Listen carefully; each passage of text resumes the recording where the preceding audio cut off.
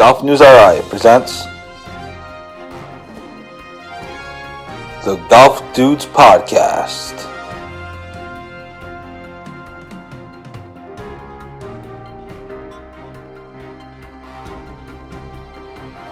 Here are the dudes. Hello, everybody. Welcome to another episode of the Golf Dudes Podcast. We are here at the Championship Golf Course at Kirkbride Country Club, ahead of our usual Degenerate Day member guest this afternoon.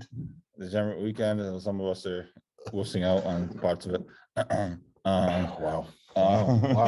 Not tonight. Monday, yes. So thanks everybody for tuning in. Hope you all having a great Thursday, and hopefully everyone's looking forward to the weekend. Rich, how are you doing today, buddy? Boy, welcome back to Kirkbride. I make my valiant return. Yes. We're We're a little delayed on your golf round. Very so delayed by a couple months. We'll be backloading them. Yeah. It's absolutely gorgeous out, no humidity. Thankful to be back again. Like Joe said, we got a fun-filled degenerate weekend. I'm playing here today and Monday. And I'm playing at my course on Sunday, so I got a golf-filled weekend. And it's 4th of July, my favorite holiday, so can't get much better than that. America, baby. America. Before we get into any of the stuff going on, there is a lot going on, as has been the case for the last like 3 or 4 weeks, it seems like. We should tell you that the Golf News Podcast is presented by our friends at Link Drinks. Link Drinks is best known for their transfusion in a can. The transfusion is vodka, ginger ale, and grape juice, all stirred up into one refreshing beverage. Yeah, stir it up. So we're saying tonight, stir it up. Cool. One refreshing beverage, and check out Lynch Drinks at liquor stores and country clubs near you, including their brand new 2 flavors, the back 9 and the front 9. So thanks again to our friends at Lynch Drinks. Now, Rich, as we get into the show, I have to ask you this question. If you were to say make a 9 on a par 5 today, what do you foresee you would make on the next hole? Which would be a par 4. It was a par 4. I'm trying to think. I'll get to the point of this in a minute. Yeah. I mean, are you going with the mess up after birdie concept type of thing? I don't know. If you made a 9 on like a par 5, what would you make on the next hole? Oh my God, I don't know. Probably, I'd say at least bogey. At least bogey. Right? I'd say bogey, right? At least bogey, maybe double. And then what would you make 2 holes later? Probably bogey again. So I asked that to get into this. Our friend, I'm very confused. Our friend Andrew O'Leary yesterday or Tuesday actually playing the North-South Amateur at Pinehurst. He had made 3 birdies in a row on the front 9. He made a 9 on the par 5 9th hole. Gone and one. Oh, that's Okay. terrible. On the 10th hole, he made a birdie. Okay. On the 11th hole, he made a hole in 1. Oh, And now I see where you're going. And with one this. of the wildest. So you said he made 3 birdies, then a 9. Under, then he went So to he's 9. so he's +1, Then he birdied. even, Then he made a hole in 1. and then 3 under.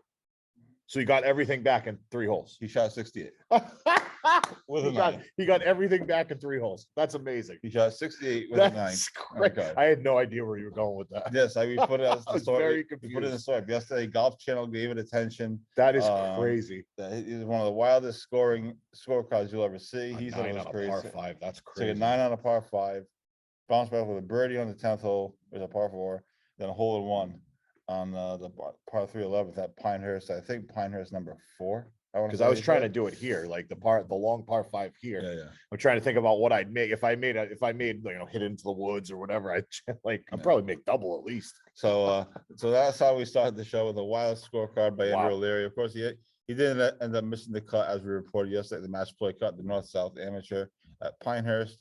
He kind of blew up on the in the second 9 of the second day, but he still had one of the wildest scorecards you ever see. We have a story up about it. I think it's still on our Instagram stories. So be sure to check that out. It was a wild scorecard for sure. So that's how we start the show. Hopefully we'll make any 9s today. Maybe a hole in 1. Maybe not with this crew. Wow. So I have had a crazy stretch of golf, like you mentioned, and just golf related activities. I will say I was invited. Pretty much golf 24/7. I was invited to play Augusta National today, but I decided to play with you. Oh yeah, okay. Yeah. That text message on Monday there. was real nice. You said you're gonna hate me. I'm like, what? I said you're gonna. I'm kill at me. Newport. You're gonna- What? You're gonna kill me, but I'm Yeah. playing Newport Country. Hey, well, that is what So it is. so that's where we go. That's where we're at. Other quick local news hits. Bobby Leopold eagled the playoff hole yesterday in Connecticut National to advance to the U.S. Amateur for the It's first a nice time. way to go out, For the right? first time since 2015. It's his 21st USGA event with amateurs, four balls. Because him and his brother-in-law That's Tyler crazy. Cook made a deep run in the US four ball a bunch That's of years nuts. ago. So it's his 21st USGA event. Everything in total. Not His bad, huh? his first USAM since 2015. So we'll have at least one Rhode Islander in the USAM, actually two, because Davis Chatfield is exempt. So he's in. There's a USAM qualifier on Tuesday at Valley. So we'll be covering that, of course. I'm not sure how many spots will get in. It'll probably be 1 or 2 spots will get into that. Usually it's not as big as the US Open qualifiers or anything like that. Usually it's pretty small field. So I think in the Connecticut National one, only 2 guys got in. Bobby Leopold had to be in a playoff for the second spot. So That he means chipped in free to win it. So that means Connecticut National is going to be in pristine condition right Bobby now. said it was an amazing condition. Because Joe Sargo, he played there last year, and I think there was a qualifier there last year, and he said the greens were glass, like even harder than here. So I want to take a shot at it because I played that course twice, and it's really nice. But I want to play it when the greens are sliding. I've never been there before. Oh, it's I heard- real it's nice, very and it's affordable too. It's like $55. It's very, very nice. So that's that. Thanks to everybody for following along on our Northeast Amateur coverage. Dylan Minetti set the tournament scoring record at 19 under on Saturday at Wanamoisa. He shot 62, 64, 64. So much for a and new then course, he, eh? and then he slacked off for the 67 in the geez. final round because he had an 11 shot lead. So there's that.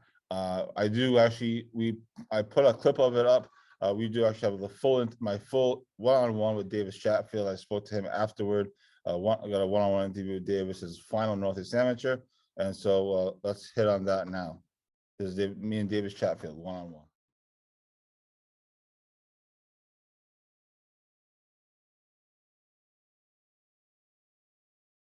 All right, so just talk about your round. Obviously, wasn't quite as magical as last year, but it was still obviously a great tournament for you. Yeah, it was. Just couldn't really get anything going the first couple rounds.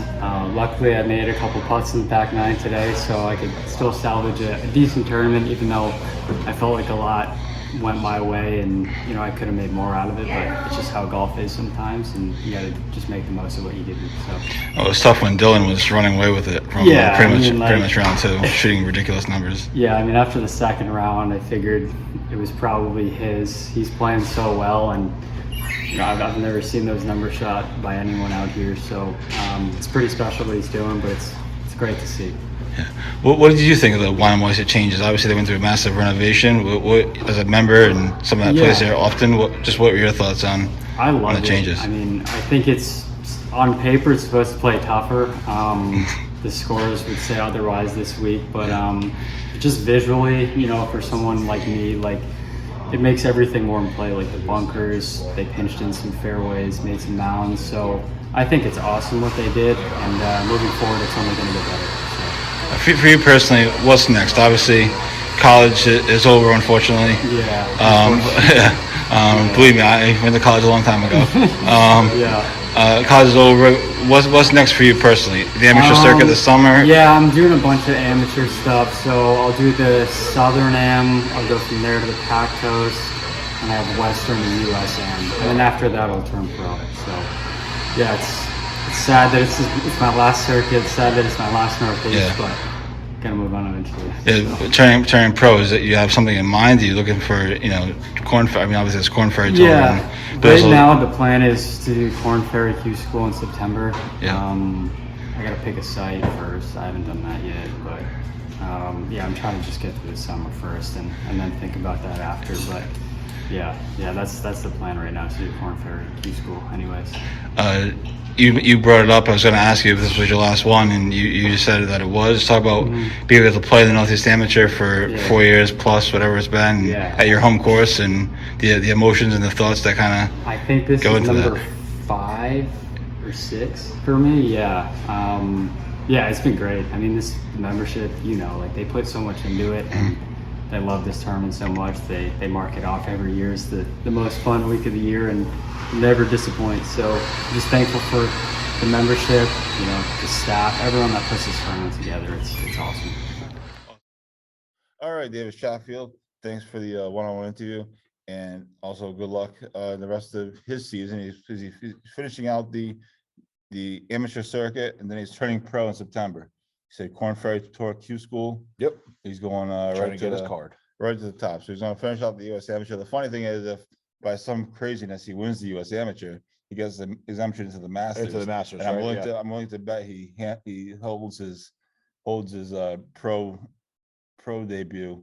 Imagine till that. after that, because once you turn pro, that exemption goes away. Yep. So I mean, obviously that's a long way away, and he says to winning the U.S. Amateur obviously is difficult, but Yeah. But he has made deep runs before. So Speaking of the U.S. Amateur, how about the number 2 amateur going to live? number 2 amateur Imagine making a decision like that to immediately, and obviously I'm more interested in live right now than the PGA. As we are, you know what I mean? But imagine making that instead of going to Q School or whatever it is to get your card, immediately take that money to go to live. I mean, I wonder how he probably got a decent amount of money given the fact that he was number 2, right? I would think. We're not talking like Tiger money or even Pat Perez money, but he probably got a couple million to go, right? I would think. Yeah. I mean, we don't really know. He's playing Thursday today in Portland. Yeah. As they live golf. All those guys that newly signed after the first thing, they're all playing today. So this weekend, so it's gonna be interesting. I'm excited. It was interesting that broke while I was at the Northeast Amateur, and part of me, like, the reporter part of me wanted to like ask some of these guys what they thought of it, but I was like, that's kind of tight. I don't know if any of those guys are necessarily getting recruited by at that level to be recruited by Liv. But I saw that roll across my screen. I was like, holy crap!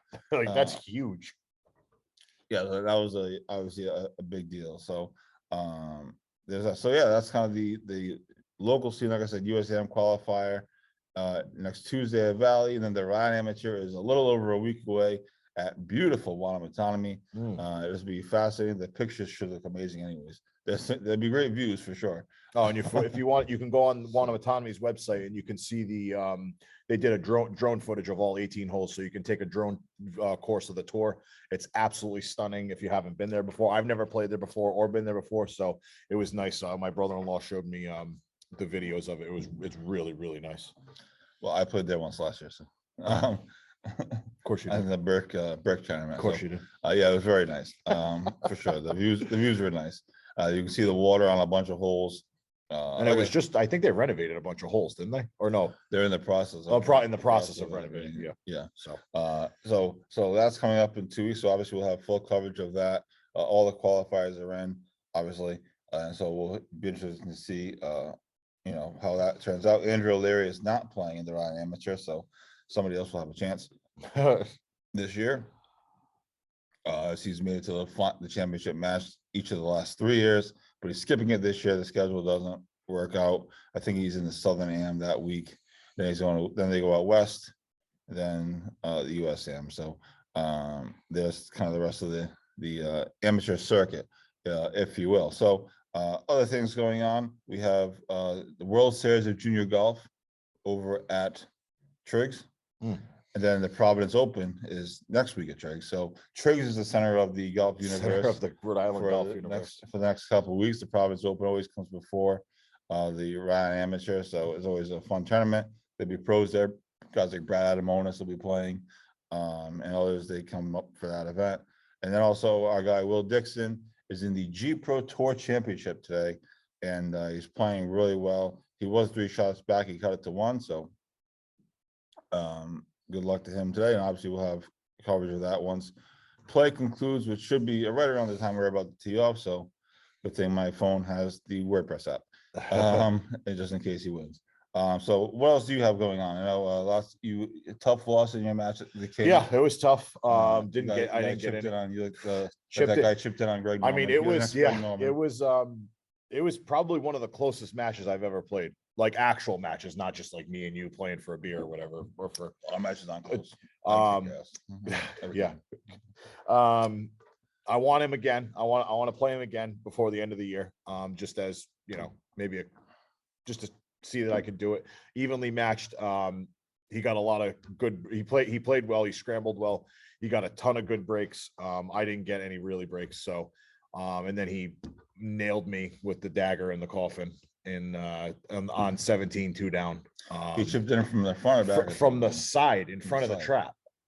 And that Okay. where all the water sits. So the rough was like real rough, Uh-huh. because all the water sits there and it grows. And if he did not hit the hole, he would have made at least double bogey, because that's how hot it came out. It legitimately hit the stick and dropped. I was like, I mean, I was mad, but like you can't do anything about that. Like there's nothing you can do about that. Mhm. So yeah, I believe my dad got a first round bye because of how he qualified, and I think my brother-in-law is playing Monday morning before he has to go to work. So boy. I got 2 rooting interests So left. they'll be all screwed up playing the greens here. Oh yeah, that's going to be interesting. They'll be all screwed up on Monday. Oh yeah, so I mean, yeah, it's happening. that's about it. That's about it. My club championship season's done. We got this. We got Monday. We got another couple member guests here, whatever. But yeah, looking forward to the summer golf.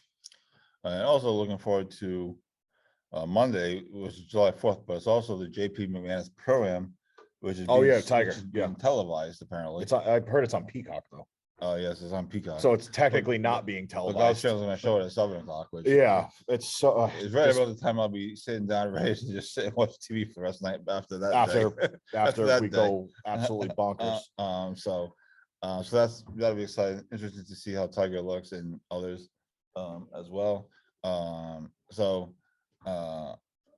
Yeah, so a lot's going on. I also finally started the Rhode Island Amateur Series podcast yesterday with Harry Dessel. It was a great interview. Check that out as I'm trying to cram a bunch of You haven't had a people busy month yet. Yeah, I don't do anything. I just sit. You do just not have drink. a busy month at all. Yeah. Well, you would be shocked. So yeah, it's been obviously been a crazy few weeks. So let's do this. Let's take a quick commercial break, and then we're gonna come back. We'll talk about the latest on the Live Tour, because things are continuing to be chaos and continuing to heat up. And again, they're coming to Boston in September. I'm excited. We'll do So excited. We'll do some PGA Tour stuff, as well as the John Deere Classic is underway, and it's not a terrific field. All these guys are going over season already. Yeah, To play the JP McManus thing. So we'll get into all that coming up. This is the Golf Dudes podcast. Billy Andre joins the show. Billy, thanks so much for doing this, and we appreciate you taking the time. Well, thank you. Thanks for having me. I'm excited. I'm very excited to be joined by an 11-time Emmy Award winner, and that is Armin Katayan. Massachusetts Women's Amateur Champion Allison Peake. The days of the country club just being golf and maybe one amenity are gone. Unfortunately, Metacomet doesn't have those.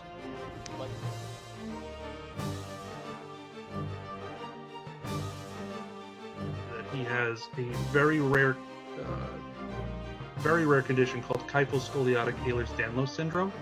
And at the time of diagnosis, there was only 60 documented cases in the world. I mean, we legitimately played the last 4 holes at Newport National. You could not see 50 yards.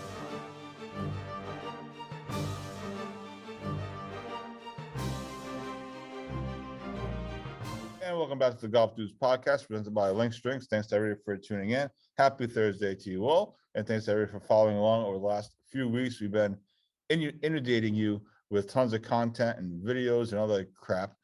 So thanks to everybody for following along and not unfollowing us in the process. There's just so much going on, and a lot of these things kind of have to get up for any number of reasons. Whether it's just because I want to get up, or if I'm trying to beat other media companies, or whatever the case may be. So thanks everybody for following along. Lots going on in the Live Golf world today. They returned to action on Thursday this afternoon in Portland, Oregon at the Pumpkin Ridge.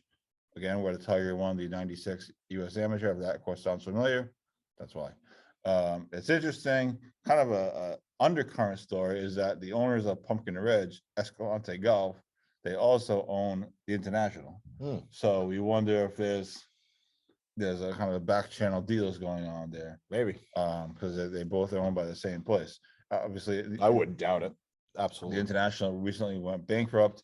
Escalante bought them, and now Now they're hosting a live event. Now they're hosting a live event. So, but apparently it's not as controversial so far. It's not that I've heard at the international. There's Pumpkin Ridge members that literally are leaving the club, and there's all kinds of protests. I guess so. It's gonna be interesting. And their press conferences continue just to get more awkward. As I think somebody said on Twitter, I think it might have been Dylan Dethier or whoever the chair. Yeah, whatever, Dylan the chair. I think he might have said it. He said, "I didn't know why these live guys have press conferences. It's just So awkward. awkward. And Unless they're it's not like a helping- Pat Perez and or they're something not- that, you know. and they're not helping themselves. No, with the it's things that awful. they It's like, say. if you're gonna have a press conference, just say it. I did it for the money. Right. Don't go on and say, well, I'm not doing that well. Just say it's for the money. We all know what it's for. Yeah. Like, come on. It just stop with the BS of making it awkward and just say it. We all know why you're there. So the live golf stuff. Brooks Koepka now on the field. By the way, are you buying that he didn't make a decision until after the U.S. Open? Because he was a complete dick. at the Well, he's US always a Open. dick. He's always I a like dick. Brooks. I like do the too, fact, but- like, I like That he talks trash. that he talks trash and that he has that IDGAF attitude type of thing. I like it. I think he's a good player. I don't always like it, but I'm a fan of Brooks. No, I think that if the US Open wasn't at the time it was, he would have joined the first event. Right. So no, I think he told them, he's like, listen, I want to focus on the US Open, and then I'm gonna do my release from the PGA. So Yeah, so that was interesting. Like I said he was a complete dick in his press conference. But that's okay. I wanted to ask him a question about Stan Blue, because when he came here for the Northeast Amateur, he actually lived with Stan. But he was being such a dick. I'm like, yeah, never mind. We'll leave that aside. yeah, that's not really the time. What do you think of the team? I mean, Bryce and DeChambeau obviously not playing. They're all captains. I guess they're the same teams as last year or last week. Not Yeah. last year. Last Last tournament. event, yeah. Uh, I like it. The fact that the PGA is scrambling right now, they're adding that off-season fall series instead of doing the wraparound season they're next doing year. the same thing as the Live Golf. Which is cool, because it's like something else. The PGA is the PGA, and then you do the wraparound. No, it's not a wraparound anymore. Now it's the fall series. I think it's like top 50, I think, or something like that. Top 75, 50, whatever it is. Yeah. And magically they found money. So all the purses are increasing. So the balls are to the fire now. The PGA is noticing that there's interest. All these guys, Bryson. I mean, I love Pat Perez, my boy Pat Perez. I love him. The PGA is noticing, and now they're magically finding money and looking for ways to counteract what Liv's doing. So, and Live Golf guys have been bashing him in their press conference. Like Pat Perez, I think, said yesterday. oh yeah, it was suddenly the purses are increasing on the PGA Tour. yeah, it's amazing. They found money. That's exactly what they so- said. So I'm excited. I love golf. But I must say the same old crap with the PGA is kind of getting slightly boring besides the majors. You know what I mean? I know they have like WGC and all that stuff. They have that one team event, the Zurich. I think they should have probably two. One in the beginning of the season, one towards the middle. I think just to spice it up, because we're not like the same stroke play stuff is just getting very, very boring. So I like the whole team aspect of the list. It was a good finish, exciting finish to the Travelers. Oh, but the Travelers is the Travelers though. That's just one of the elite tournaments of the year. And my boy Sahith, how about that bunker? That bunker was a bitch. Yeah, I felt so bad for him. That was a bad break. Obviously, you put it there, but it was As soon as the club hit the thing, his shoulders were like this. I felt so bad. You knew it was over. Yeah. It was an exciting finish to the Travelers, and now they're on to John Deere, and then over to St. Andrews. Jesus, that's in 2 weeks, huh? This should be a lot of fun. So yes, it's the same week as our amateur, so that'll be a busy week. Another busy week. Do you think Jay Monahan says he didn't, but do you think he underestimated or didn't take the Live Golf thing seriously? 170,000%. That's why he's scrambling right now. He's in that boardroom every day, probably scrambling, trying to figure out new ways. And now he's probably all of a sudden listening to the players. Like Pat Perez said, they don't listen to the players about whether it's purses, whether it's about playing the game, the rules, all that stuff. JT, with the whole drain situation. Like you're going to start to see a lot of rules start changing now because of this whole thing. Because Monahan's going to think, oh, if I don't change this stuff, there's a good chance that I may lose a Justin Thomas or not a Rory, but like a Justin Thomas caliber type of player. You know, maybe like a Spieth or like a I can't even think right now. But like if they don't change and they don't listen to the players, they're going to lose them. So what you're saying is Liv is winning because all those guys. That's Of what course. Mickelson said. He's like, this is a chance to have leverage on the PGA Tour, and so Liv is Mickelson was not winning. wrong. It was Liv an is awkward actually press conference, an awkward pre him going to Live statement. Terrible statement, When he first said it, but he's not wrong. Like everybody was like, oh no, Phil's just mad. He's, you know, he lost all of his money gambling, all that stuff. No, he's right. All these guys are right, and it's all coming out, and he's scared. So that's what the Pro Golf World is, folks. Shambles. Feel free to join in. I think the other change that's going to be made eventually is that PGA Tour U rankings. I think you're going to see, which again I follow because of the locals.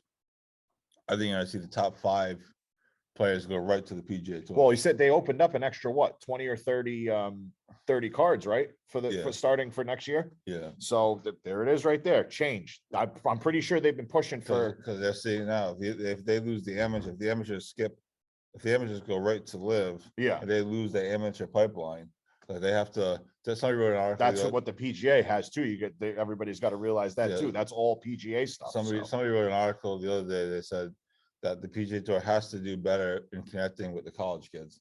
You have to get the college kids kind of right in. You know, these kids don't want to travel. You know, they want to travel, but they don't want to. They can't afford it. They want the top. You know? So I think the top 5 spots, I bet, on the PGA Tour U, whether it's next year or the year after, will go right to the PGA Tour, and then the other spots will probably go to the Corn Ferry or some combination of that. So, but I mean, just look at that's another thing. The fact that they opened up another, I don't know the exact number. I think it was 20. They opened up an extra 20 qualifying spots for kids to get their card next year because they're losing everyone. So, you know, now granted, like the Poulters and the Schwartzels and the Sergios, they're eventually going to probably move to the Champions Tour. So they're going to, they can't now. That was the thought, you know what I mean? So you were going to lose them anyways.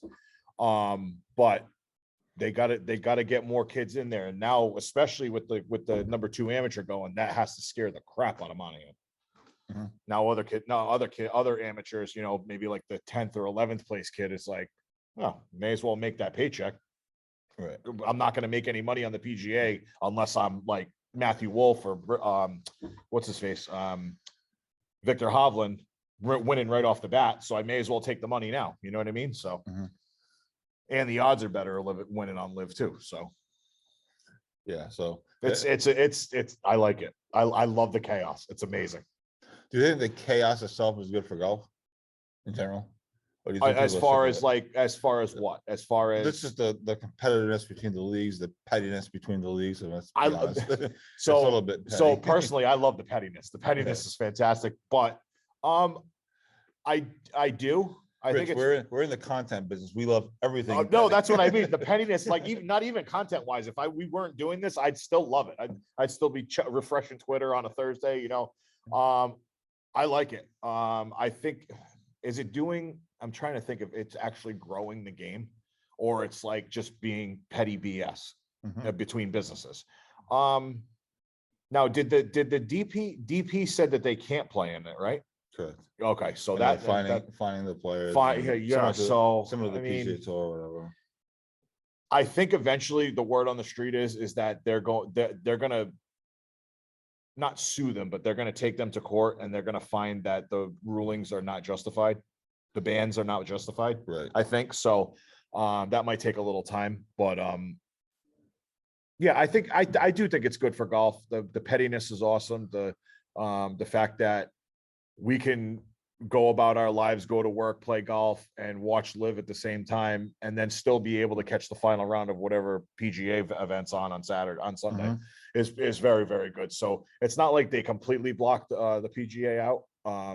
It's Thursday, Friday, Saturday. So and it's done by what, 2:00, 3:00 on a week on a Saturday. So Yeah, it's done. It's a shotgun start. It's a shotgun start. They're done by like 2:00, and then you have the rest of the night to watch the PGA. So it's not really, they didn't really sabotage the PGA, so it's not too bad. Today's the last day for the naming rights to the Dunkin' Donuts Center. Oh, So really? That's right. I forgot about that. Wow. Yep. So yeah. So we'll see what That'd be interesting, huh? what it gets named. Maybe the new sponsor will buy a new roof. How embarrassing that night was. Yeah. Well. Oh, what an embarrassment that night was. There's been a few nights, but keep an eye on that. I'm not going to spill the beans here, but I might have some inside information. Well, you probably do. And who's bidding to get name rights. But we'll leave that for another time. So yeah, that's what's going on locally. There's a lot going on, obviously. Check out the RMS Series podcast. I'm hoping to crank more out over the next few days. Obviously, I'm a little behind with being at the US Open and then the Northeast Amateur the next week. So trying to get a few episodes in. And a lot of the kids that are playing the Amateur are playing in the World Series of Junior Golf this week. So that's out for 3 days or so. So we'll see. So that's kind of what's going on in the golf world. We're getting ready to go play a golf tournament, play disgracefully, I might add. Maybe we'll get a win. I'm just gonna say we're gonna go out and win a golf tournament. Come on, let's go. If we get a victory, will there be a drunken victory podcast? I think there's gonna be drunk no matter what. But yes, maybe, possibly, at least a hit, maybe. So we'll let you know how it's going. We'll see. I've been playing. I played twice in a row. I played 2 days. I got some swings in. I struggled mightily. It's tough. It's tough when you don't play. I mean, I try to play at least once a week, sometimes twice, and it's still a struggle. But I can only imagine coming off cold after 2.5 weeks. Just the last 2 weeks, it's been the same. Yeah. But I generally do play. Yeah. I play 2 or 3 times a week. I play 4 times a week. It's just the last 2 weeks, just kind of how the cards unfolded. That was like last year with the thing being here. The amateur. Yeah. Just kind of how the schedule unfolded with the US Open, and then I had no expectations of actually going to the US Open, but I did. And then the Northeast Amateur the week after. I was like, all right. So that's what's going on. Obviously, continue to follow us all weekend long, and also look out for some fun Instagram content from today and the other stuff. We'll try to put some fun videos up once in a while and do something funny. We'll get Rich making a 9, and then the whole that's messed up. It's not good team chemistry there, Joe. So that's what we have. This is the Golf Dudes podcast. Thanks everybody for tuning in. We will talk to you throughout the week. Obviously, we're keeping an eye on everything going on in the golf world, the World Juniors, the World Series of Junior Golf. I always screwed it up. Will Dixon, other things going on across the golf world as well. So hope everyone has a great week. We'll talk to you throughout the weekend.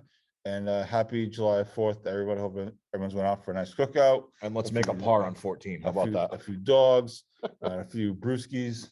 Few. Not Teddy brewskis. Not